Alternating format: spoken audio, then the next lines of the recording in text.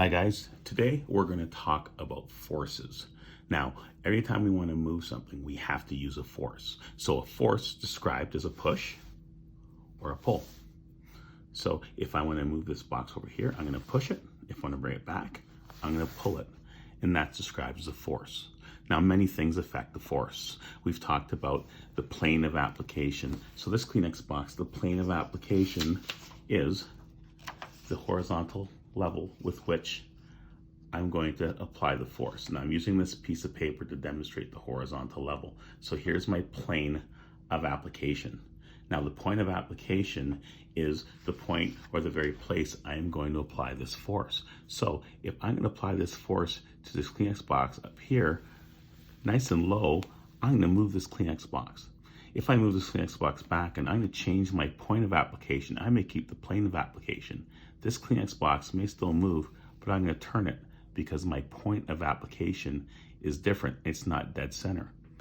If I'm going to take this point of application and change the plane, and here's my plane of application up high, my point of application up here in the top, I'm going to knock the box down. But if I'm going to change that point of application, it'll still be along the same plane. So the box will fall down, but it's going to fall down different on a different angle. So forces work in many different ways. That's the plane of application, and of course, the point of application. One of the main forces we know in this world, and I'm going to use a lot of household gadgets here to demonstrate this, is the force of gravity. What the force of gravity says is that it's a force that pulls anything to the center of the earth. So anything you drop falls down, like this Kleenex box. Now, we have to think direction of the force of gravity is downwards. It also has a magnitude. I have these rolled up socks. When these rolled up socks fall, they're going to fall. Now, I have this 12-pound weighted ball. This 12-pound weighted ball is heavier. Therefore, when it falls, the force of gravity is going to pull this a lot faster and a lot harder. We're going to use our household items to talk about internal forces.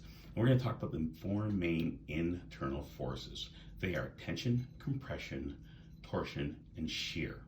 Now, tension is the pulling force. As we have with this exercise band, the pulling force, it shows how it stretches. Now the particles are being pulled apart, and that is tension. Our second we're going to look at is compression. Now the particles are going to be pushed together on this pillow, and they push and they come together, they compress. And of course, when they're done, they get back into the regular shape. So we're going to compress, push the particles together, particles will bounce back. That is compression. The next one we're going to look at is torsion. Torsion is a twisting force where the two ends go in opposite directions, or one end goes in an opposite direction, and we have a twisting force. This is called torsion. Our last one is called shear. Shear is when two forces go in opposite directions and cause something to rip.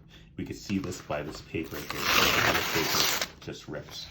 Now, scissors, because the scissors go in opposite directions, scissors cause the shear force as well, and it goes through this piece of paper, causing it to tear apart.